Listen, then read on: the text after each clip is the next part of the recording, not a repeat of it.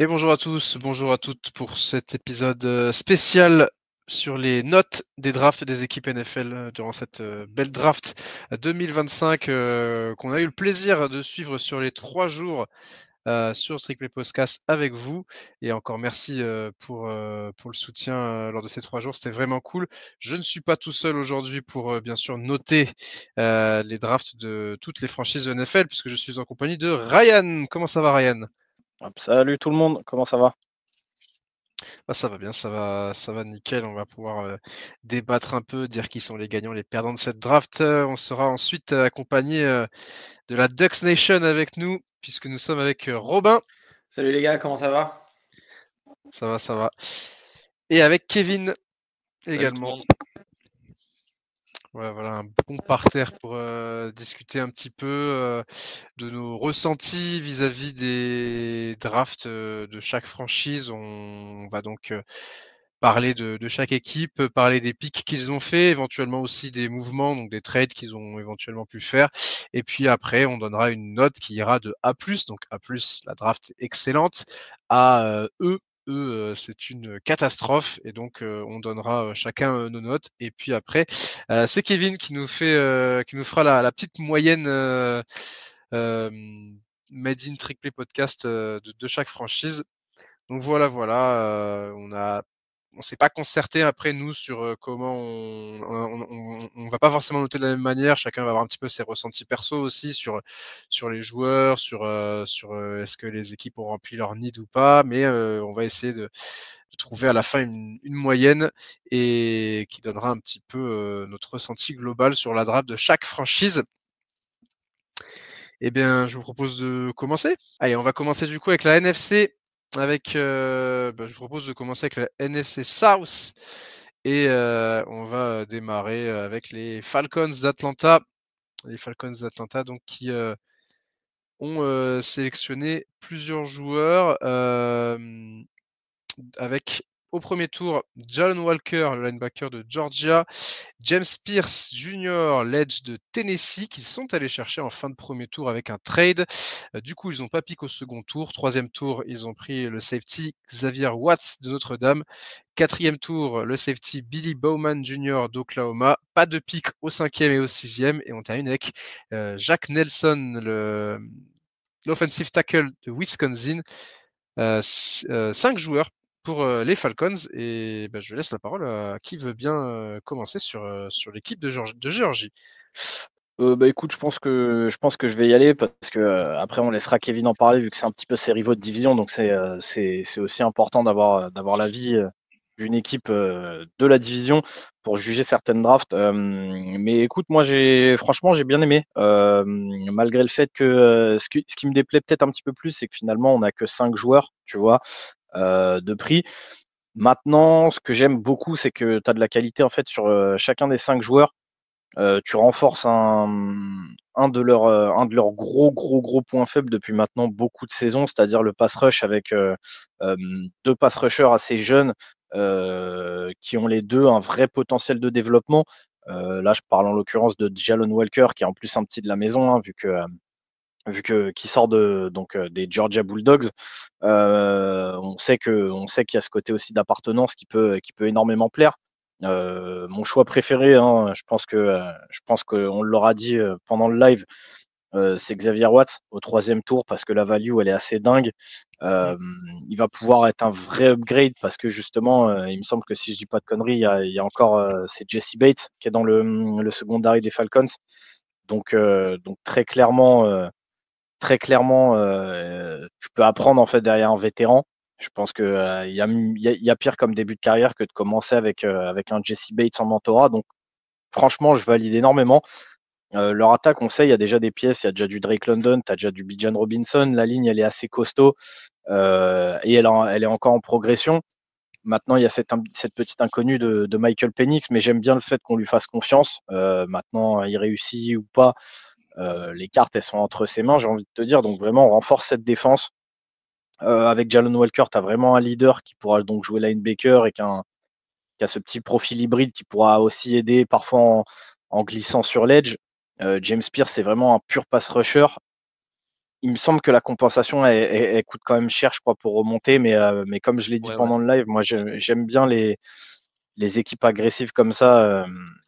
Ce qui me dérange peut-être un petit peu plus, c'est que voilà, c'est que tu as été obligé de dépenser beaucoup pour aller chercher un James Pierce parce que tu as voulu absolument partir sur ton premier choix avec un Jalon Walker. Pour moi, Jalon Walker, c'est un bon joueur, mais la hype, comme je vous l'avais expliqué pendant le live, je la comprends, mais elle est pas forcément justifiée. Donc il y a juste cette petite coquille. Maintenant, on l'a aussi dit pendant le live, hein, les gars, les équipes ces dernières années draftent beaucoup à l'amour qu'elles portent aux joueurs sans forcément se soucier ou non du reach.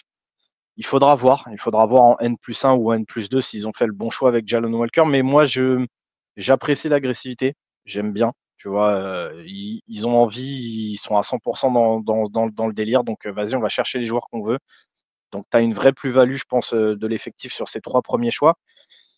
Billy Bowman, je suis un peu moins fan, mais voilà, c'est du potentiel à développer aussi.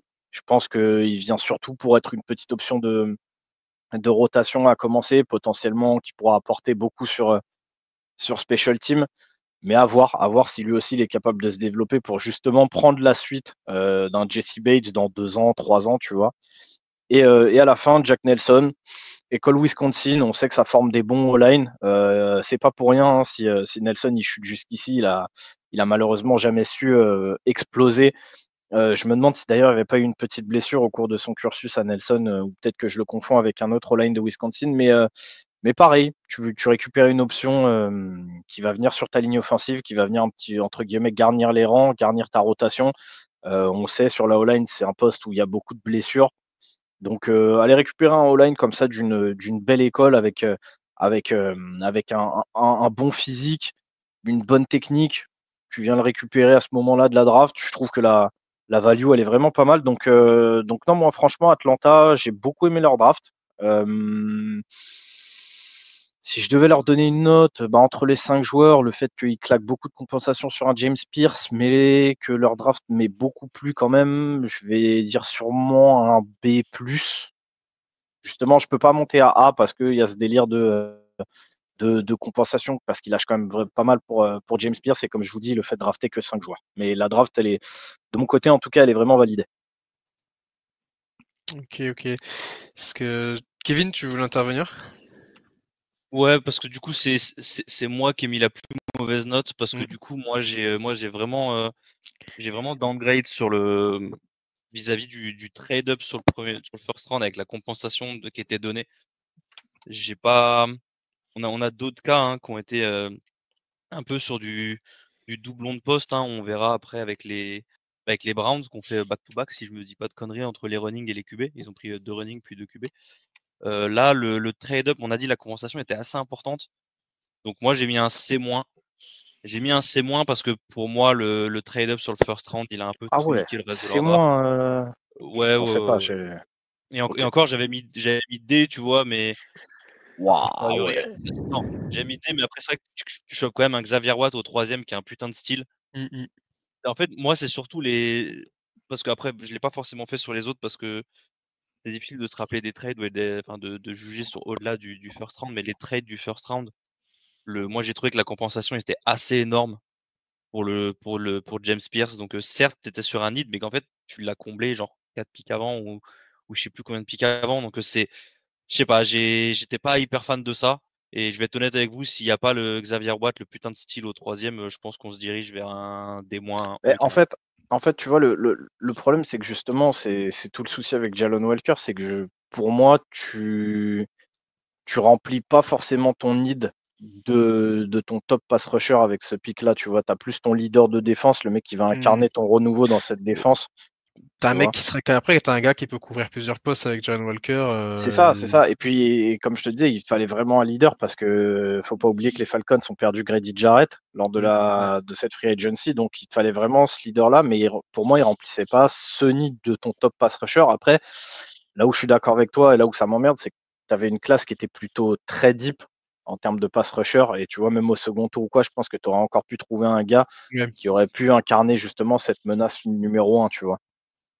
Alors moi j'ai mis un B-, B- parce que tous les needs sont pas forcément remplis. Il manque pour moi Ils avaient un besoin notamment en corner qui sont pas remplis. Mais après, j'aime beaucoup. Alors, le pick Xavier Watts au 3e tour, ça, c'est un hit complet. C'est le style de la draft. C'est clair. J'aime pas trop les compensations qu'ils ont données. Je trouve qu'ils ont un peu trop donné pour monter au 1er tour, aller chercher James Pierce. Ils auraient pu récupérer un bon edge aussi au 2e tour.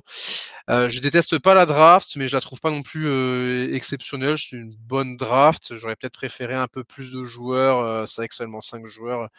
Je trouve que c'est léger. Je crois que c'est une des drafts les plus petites. Donc c'est pour ça que j'ai donné un B-, c'est les compensations et tous les mouvements qu'ils ont fait aussi, parce qu'ils ont aussi tradé ailleurs. 5e, 6e tour aussi, ils ont tradé, donc pour le futur, ils les récupéreront les années qui suivent. Donc voilà, plus la doublette en safety, tu avais réussi à prendre Xavier Watts, tu vas prendre Billy Bowman Jr. derrière. Est-ce que tu aurais pu aller chercher autre chose peut-être? Donc voilà, c'est pas je déteste pas la draft, mais c'est pas non plus B-, on est dans le milieu du paquet pour moi.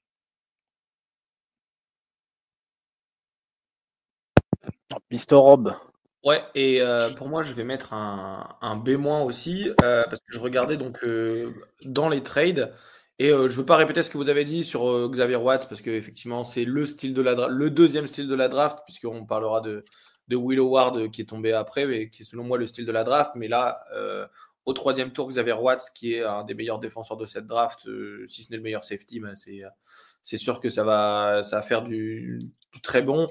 Ils apportent justement du renouveau sur la D-line avec James Pierce et le mec de Tennessee, le mec de Georgia, Jalen Walker. Billy Boban, pareil.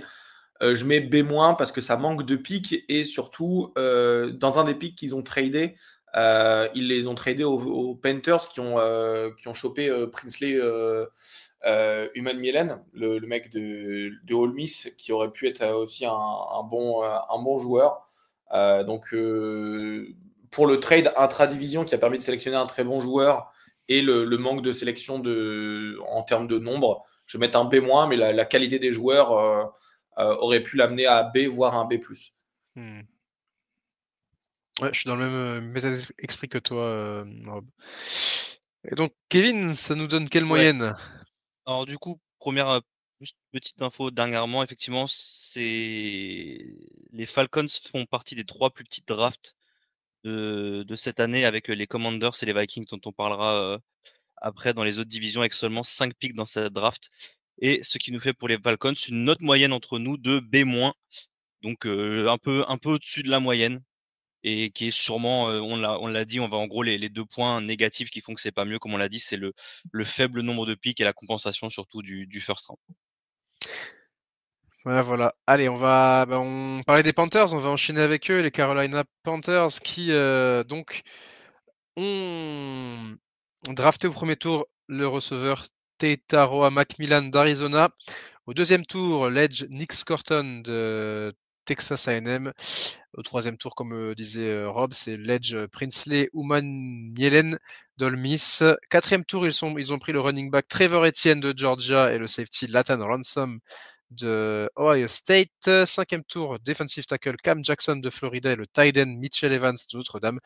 Et au 6e tour, le receveur de Colorado, Jimmy Horn Jr., qui rejoint donc la Caroline avec une draft. Moi, je peux commencer si vous voulez. Moi, c'est une draft que j'aime beaucoup du côté des Panthers. J'ai donné la note de A. Je suis pas monté à A+, parce que je considère que A+, c'est vraiment pour la top draft. Donc, j'ai pas distribué. Je crois que j'ai mis qu'un seul A+, peut-être 2, mais Ouais, en tout cas, je crois qu'on on en se a un retrouve. et c'est un consensus, si je dis pas de bêtises. Ouais. Oui, c'est ça. On en reviendra après. Mais en tout cas, c'est une bonne draft. T'avais 2 gros needs au poste de edge et de receveur, et tu les remplis dès tes 2 premiers tours avec le meilleur receveur de ta draft et Nick Scotton, qui était peut-être le meilleur pick en edge au 2e tour à ce moment-là.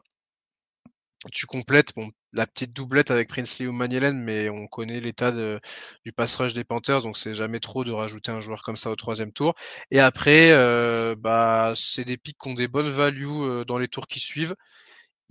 Eux ont fait pas mal de trades aussi pendant cette draft. Mais ils s'en sortent, mais ils sont pas comme les Falcons avec seulement 5 joueurs. Ils ont 1, 2, 3, Ils en ont 8. Ils ont 8 joueurs, donc une bonne draft. Mitchell Evans, un pick que j'aime beaucoup au 5e tour au poste de tight end. Il y a des armes pour protéger, non, mais il y a des armes autour de Bryce Young. On a aussi renforcé un petit peu la défense. Donc pour moi, c'est une très bonne draft de la part des Panthers. Il y a juste un truc. Moi, j'ai mis A+, par exemple, c'est une des 2 drafts où j'ai mis A+, parce que j'ai vraiment adoré la draft des Panthers. Aussi bien sur les joueurs qu'ils ont draftés que la value, donc le moment où ils les ont pick. Choper Etienne, Trevor Etienne au 4e tour, j'ai kiffé. Petit sleeper, Jimmy Horn Jr. au 6e tour aussi. Ça m'arrivera pas souvent que vous m'entendez dire du bien d'un joueur de Colorado, mais Jimmy Horn, c'est un joueur que j'aime bien aussi, donc on va en profiter. Mais ouais, pour moi, les 4 premiers rounds, là, tes 5 premiers picks, du coup, avec Ted McMillan, Scorton au 2e, Ouman Mielen au 3e, et après le duo Trevor Etienne, Ranson au 4e. Je trouvais que c'était vraiment, vraiment qualitatif. Après, tight end, effectivement, tu viens renforcer un peu, en sachant que devant, tu as Tommy Tremble et Jatavion Sanders, donc c'est pas il va quand même y avoir de la concurrence. Si j'avais eu j'aurais peut-être pu mettre A au lieu de A+. Pourquoi? Parce que je pense qu'il y aurait peut-être eu besoin de ramener un peu de O-line. Mais c'est des postes qu'ils ont surtout couverts en Free agency. undrafted, enfin avec les UDFA. Mm. dont on parle pas ici, on parle vraiment de la draft pure. Mais voilà, du coup, ils sont partis chercher Luke Kandra et Michael Tarkin en UDFA. Donc draft pure, voilà, j'aurais peut-être aimé un all-line peut-être, mais je trouve que les 8 picks qu'ils ont, c'est du très très solide. On en avait parlé en direct avec Franz, de fan des Panthers pendant la draft, et on avait été dithyrambique sur cette draft des Panthers, et donc je leur ai mis un petit A+.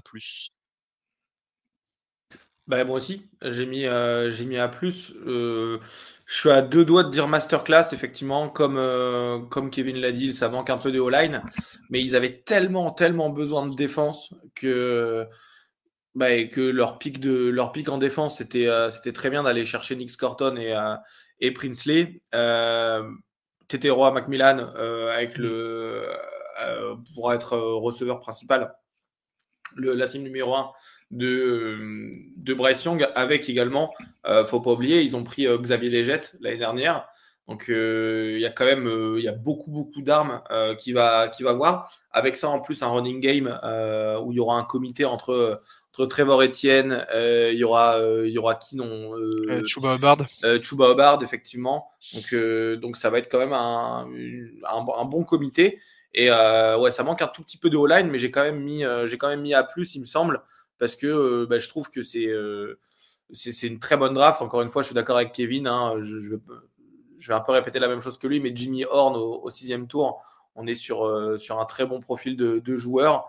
Voilà, il y a tout ce qu'il faut, je pense, pour réussir l'année prochaine chez les Panthers. À voir ce que ça donne sur la O-line, mais une très très bonne draft en général. Ryan? Et pour moi, ce sera un A+, et également, pareil, je suis à 2 doigts de la masterclass.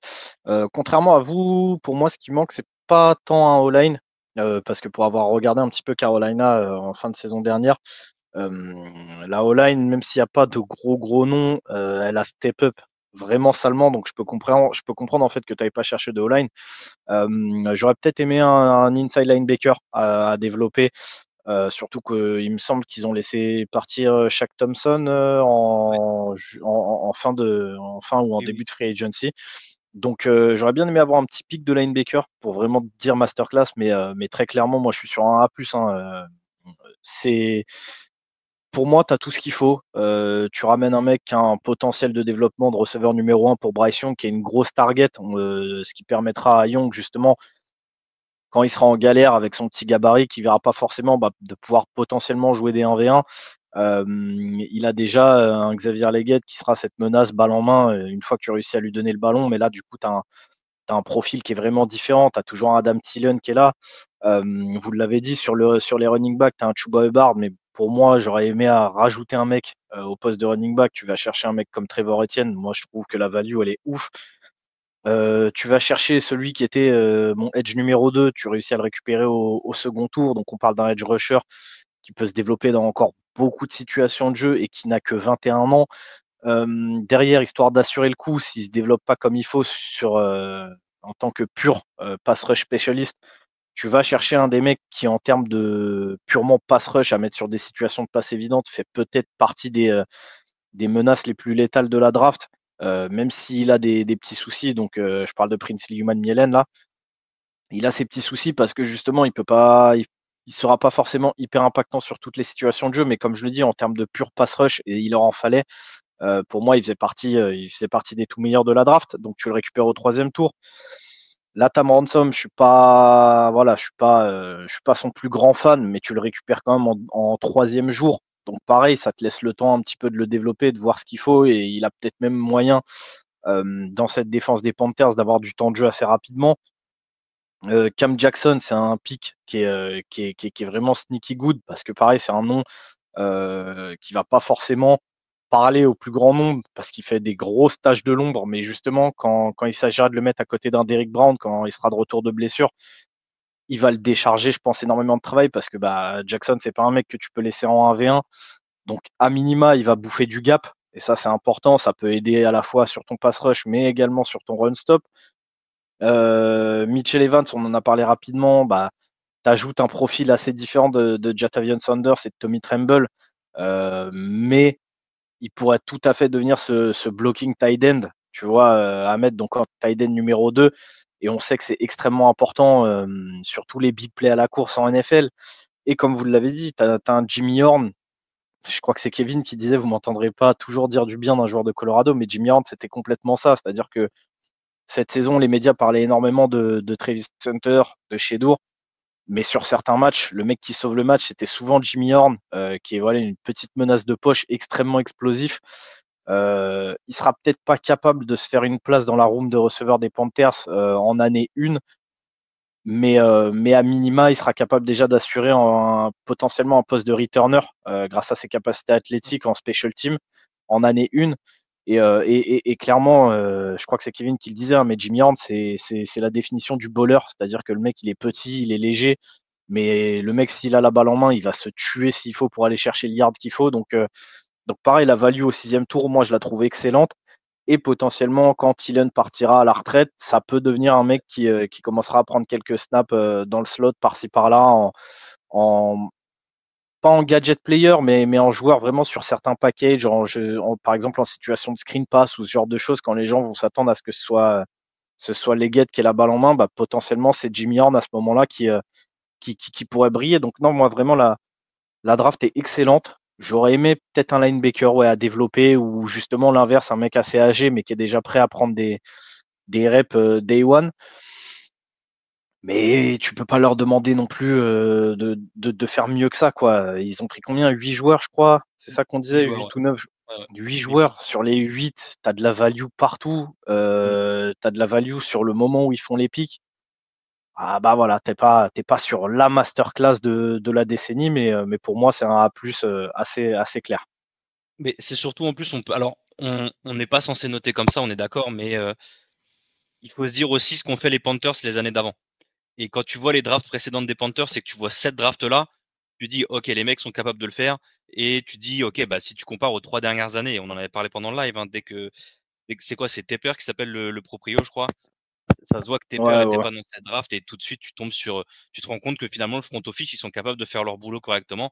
Et ça a donné vraiment, qui, je pense, pour nous, l'une des 2 meilleures drafts de cette classe. Juste, les gars, j'ai oublié. Parce qu'en fait, on est tous les 4 à avoir noté, donc on vous donne nos notes à nous 4 qui sommes dans l'épisode, mais on a Geoffrey aussi, Celos qui nous a donné ses notes à lui. Ah oui, c'est donc j'ai intégré dans le calcul. Donc je reviens juste sur les Falcons, il avait mis un B-, qui était un peu de toute façon la note moyenne, et là il a fait comme Max, il a mis un A, ce qui nous donne une note moyenne finalement de A+ pour les Carolina Panthers sur cette très très bonne draft 2025. C'est con à dire, mais comme tu le dis, en fait, ça c'est limite c'est un A+ d'encouragement. Ça fait aucun sens. Ça, mais ça n'a aucun sens, mais si tu suis la NFL ou la draft, ne serait-ce que la draft depuis 3-4 ans, ça fait archi sens en fait. Et on va enchaîner. Donc A+ pour les Panthers, bravo à eux. Et ça fait plaisir en vrai, après les années de galère qu'ils ont eues, on va espérer que ça aille mieux pour eux. On va enchaîner avec New Orleans, les Saints de la Nouvelle-Orléans, qui ont pris donc Kelvin Banks, l'offensive tackle de Texas au premier tour. Ensuite, Le quarterback de Louisville, Tyler Shug. Troisième tour, defensive tackle Vernon Brockton de Texas. Le safety Jonah Sanker de Virginia. Quatrième tour, linebacker Danny Stutzman de Oklahoma. Le cornerback Quincy Riley de Louisville. Pas de pick au cinquième tour. On a pris ensuite Devin Neal, le running back de Kansas. Et au septième tour, le tight end de UCLA, Moliki Matavao. Et l'edge Fadil Diggs de Syracuse. Kevin, honneur à toi, c'est ton équipe. Qu'est-ce que tu as pensé de cette draft? Bah, si vous étiez avec nous en live, c'est les montagnes russes. J'ai bien aimé le premier jour, j'ai pleuré devant le deuxième et j'ai adoré le troisième. Donc voilà, non, j'ai adoré le pick Kelvin Banks, comme je disais, avec Ted McMillan qui était le first rounder des Panthers, qui était le pick littéralement avant. Les deux étaient dispo, donc pour nous, comme dirait Val, on pouvait pas se tromper. Donc c'était l'un des deux joueurs que je voulais, on l'a eu. Pour moi, ça fait extrêmement sens vis-à-vis de la O-line des Saints et de ce qu'on veut faire avec des jeunes QB. Quand on dit jeune QB, je ne parle pas de Tyler Shock, vu que c'est le Brandon Whedon de 2025, il arrive avec 35 ans. Mais non, sinon, en soi, le pick, je chie pas dessus pour l'instant. Je vais attendre de voir ce que ça donne. On a vu avec d'autres équipes que il n'y a pas de consensus sur le poste, mis à part Cam Ward, et que entre ça et le fait que, comme on l'a dit aussi, les équipes en day 2, c'est beaucoup à l'affect. Ils vont beaucoup chercher leur joueur coup de cœur sur le deuxième jour. Donc je me dis que ça se peut. Les Saints avaient Tyler Shock en deuxième sur le board derrière Cam Ward. Donc ça me fait un peu chier que ce soit au deuxième parce que je pense qu'il y avait d'autres needs qu'on aurait pu, notamment le poste de receveur, qui n'a pas du tout été adressé pendant cette draft. Je pense qu'on aurait pu aller chercher quelque chose sur le deuxième tour et prendre du QB un peu plus tard. Il y a des QB qui pour moi sont de la même value que Shog, mais qu'on aurait pu prendre sur le fin de deuxième, début de troisième jour. Après, Brockton et Jonas Sankers, ça reste du pick solide. Là où moi j'ai downgrade, c'est que ça m'embête, c'est que, comme je disais en live, c'est que c'est des postes, c'est des needs que tu as adressés en free agency. En fait, tu fais doublon avec des pics de deuxième jour. Ça m'embête un peu. C'était surtout ça. Après, Stutzman et Quincy Riley en début de troisième jour, j'ai bien aimé. Devin Neal, on savait que même si on a re-signé Camara, il y avait besoin il y avait, vu que de toute façon notre deuxième running back, il est soit sur le terrain, soit à l'infirmerie, donc Kendre Miller. Il fallait mettre de la profondeur. J'adore le pick Devin Neal au sixième tour. On parlait de la value d'un Trevor Etienne au quatrième, Devin Neal au sixième, c'est une putain de value aussi. Et ensuite, deuxième joueur anciennement Oregon de cette draft pour les Saints avec Matavao, donc l'ancien tight end d'Oregon et qui a fini sa carrière à UCLA. Et le edge Fadil Diggs de Syracuse. J'ai bien aimé les deux picks. C'est du pick de fin de draft. C'est pas quelque chose dont t'attends beaucoup. C'est deux postes où il y a quand même du need.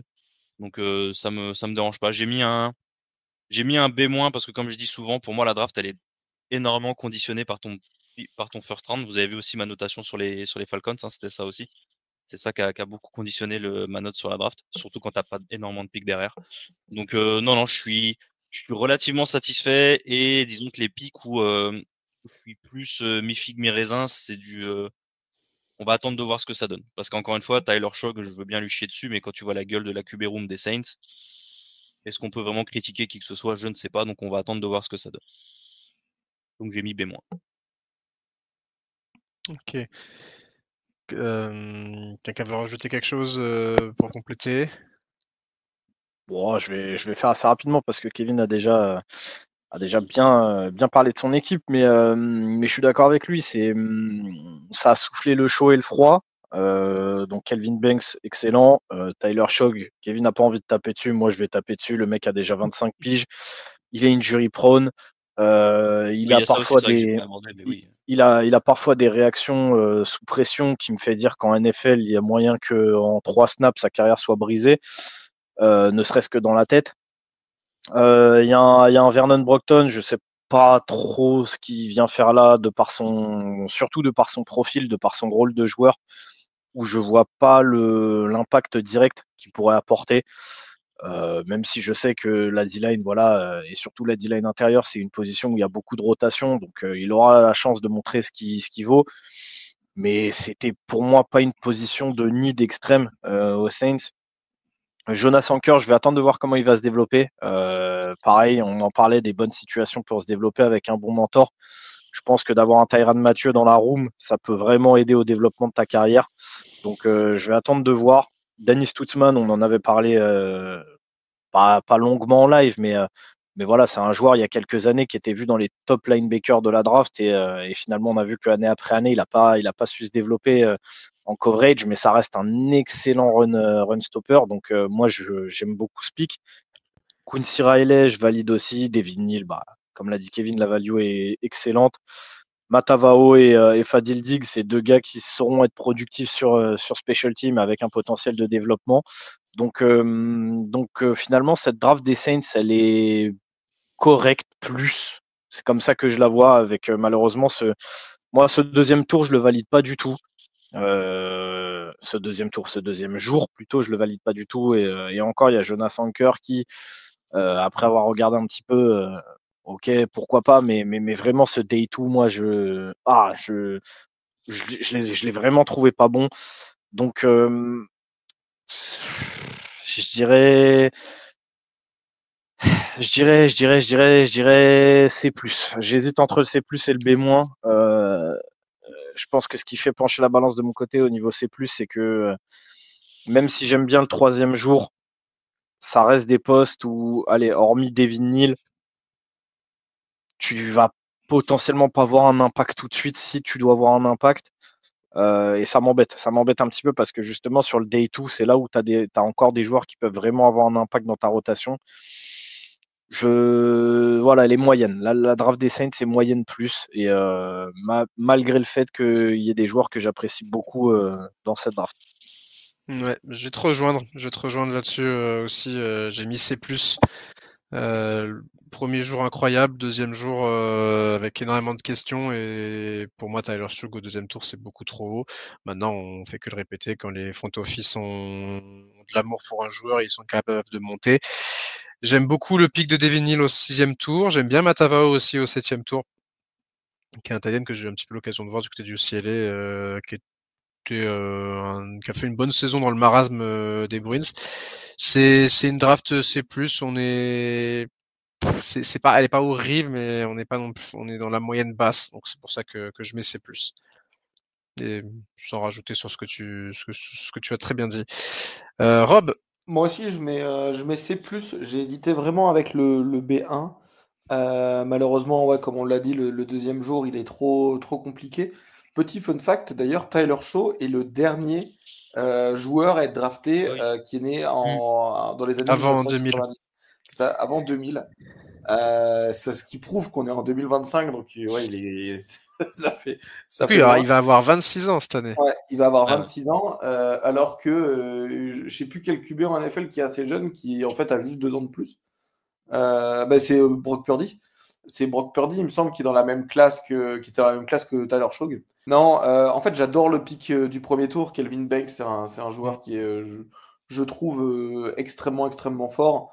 Danny Sutman et Quincy Riley au 4e tour, donc le linebacker de Oklahoma et le cornerback de Louisville. Je trouve que c'est deux très bons picks. Danny Sutman, bon, il y a un peu de. Il me semble qu'il y a des problèmes de santé. Ryan, est-ce que tu me confirmes que Daniel Sutman, il y a des blessures? Il me semble qu'il avait eu une grosse blessure il y a 1 an ou 2, je sais plus. Ouais, mais il me semble pas. Il s'était fait une grosse blessure. Ouais, pareil aussi, j'ai cette idée-là en tête, mais peut-être qu'on se plante de joueurs, mais sinon, à part ça, il me semble pas qu'il soit injury prone, je sais plus, honnêtement, j'ai pas envie de te dire de bêtises, mais il me semble, il y avait peut-être une grosse blessure, mais c'était pas un truc à répétition, il me semble. Ouais, bah après, c'est vrai que C'est chez les pas Saints, Tyler Shock, ils sont pas, chez les Saints, ils sont pas à l'abri de ça, mais euh, ouais, non, globalement, je suis assez mitigé, encore une fois, chaud-froid de cette draft. Premier très bon tour, 4e tour très bon, 6e tour très bon, 7e, bon, Moliki Matavao, ça va aller faire du bloc. Mais voilà, c'est plus pas loin du B-, c'est ce que j'avais marqué sur ma note, mais je vais rester dessus. Voilà, c'est pas la draft de rêve, mais c'est pas non plus la draft de, je sais plus à qui j'ai mis un D ou un F. c'est pas une draft On verra catastrophique. ça Quoi. plus tard. Possiblement, potentiellement en AFC. Ouais, Ouais. J'ai bien une équipe qui me vient en tête, mais on y arrivera un jour. Et donc, Geoffrey, lui qui a été le plus sévère d'entre nous avec les Saints, puisqu'il a mis une note de C. Effectivement, on va en parler, les Bucks, avec Emeka Egbuka au premier tour, le receveur d'Ohio State, le cornerback de Notre-Dame, Benjamin Morrison. On a repris un cornerback au troisième tour avec Jacob Parrish de Kansas State, David Walker, l'edge de Central Arkansas au quatrième tour, Elijah Roberts, l'edge de SMU au cinquième tour, et Tez Johnson, le receveur d'Oregon, en toute fin de draft. Voilà pour Tampa Bay qui a pris 6 joueurs, 3 postes. C'est ça. Ils ont littéralement doublé, ils ont doublé tous les postes qu'ils avaient. Donc 2 receveurs, 2 corners, 2 edge. Donc tu vois, j'ai même pas besoin d'aller voir la depth chart de Tampa pour savoir quels étaient les needs. Oui, ils ont rempli les needs. Hein. Ils avaient des needs et ils les ont remplis, voire même doublés. C'est peut-être pour ça que moi je trouve que c'est dommage d'avoir peut-être autant doublé. Et il aurait peut-être fallu chercher. C'est vrai que souvent, quand tu as un need à doubler, tu fais un peu ce qu'ont fait les Saints. Tu vois, tu prends entre un free agent et un free agent un peu plus vétéran et tu prends un rookie. Mais là, effectivement, ils ont doublé, genre vraiment pur et dur. Donc 2 receveurs, 2 corners, 2 edge. Moi, personnellement, j'ai mis un B. Que j'ai bien aimé cette draft. J'ai mis un B aussi. Ouais, je crois que c'est qui? C'est Rob, t'as mis. Non, c'est Geoffrey, pardon, qui a mis B aussi. On viendra à la note de Rob et Ryan après. On est 3 à avoir mis B. Je trouve que c'est solide dans l'ensemble. Hein. Il y a pas de. Tu reaches pas. Tu arrives à avoir ton Egbuka en dernier tiers de draft du premier. Enfin, dernier tiers du premier tour. Tu récupères Morrison qui a slidé au deuxième. Tu réussis à drafter Thèse au septième. Tu vas te trouver un slot électrique comme ça à mettre à l'intérieur. C'est assez solide. C'est assez solide pour moi. Donc du coup, on a mis B. Autre chose du coup, Max, avant qu'on donne les notes des autres. J'aurais bien aimé un petit linebacker dans cette draft, à la place peut-être tu vois, d'Elijah Roberts par exemple. Maintenant, non, je te rejoins, c'est Emeka Egbuka qui va pouvoir se développer aux côtés de Mike Evans et de Godwin, surtout qu'on a des questions. Voilà, Godwin, est-ce qu'il va réussir à revenir de sa grosse blessure de l'année dernière? Benjamin Morrison, c'est un petit style quand même parce qu'ils le prennent fin de second tour. Il a pas mal glissé, Morrison. Donc ouais, non, bon, j'ai mis B. C'est voilà, ils ont rempli leur need sans faire de folie. Moi, j'ai beaucoup aimé. Moi j'ai beaucoup aimé la draft. Désolé, Ryan. Non, Tu voulais t'inquiète. parler? Non, c'est pas ça, c'est l'intonation de ton. Moi, j'ai beaucoup J'ai aimé. beaucoup aimé. Ah, j'aime bien. J'aime bien. Ah, Tess Johnson, 7ème tour, j'aime bien. Non, mais c'est ça, il y a un mec d'Oregon qui est pris. Écoute, on peut que valider. Non, mais je trouve qu'ils sont allés chercher des très très bons joueurs. C'est vrai que Egbuka, il a bien joué dans le slot à Ohio State. Donc il dédouble un peu avec Tess Johnson. Mais d'un côté, je pense que Tess Johnson, c'était un peu le pic luxueux de il est là. Écoute, autant le sélectionner et voir ce qu'on peut faire avec lui. J'aime bien Benjamin Morrison. Il avait baissé parce qu'il y avait quelques blessures, surtout sa blessure en fin d'année dernière.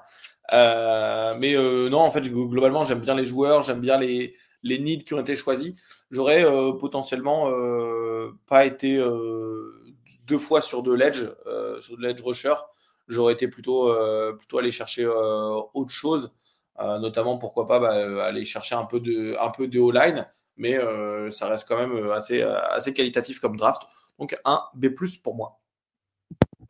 Et du coup, moi, je rejoins Rob avec un B+. Je trouve qu'en fait, vous occultez rapidement le fait qu'il récupère déjà 2 mecs calibre starter, limite day one, entre Egbuka et Benjamin Morrison. 2 mecs qui vont directement venir upgrade leurs 2 rooms respectives. Donc, en l'occurrence, receveur et corner.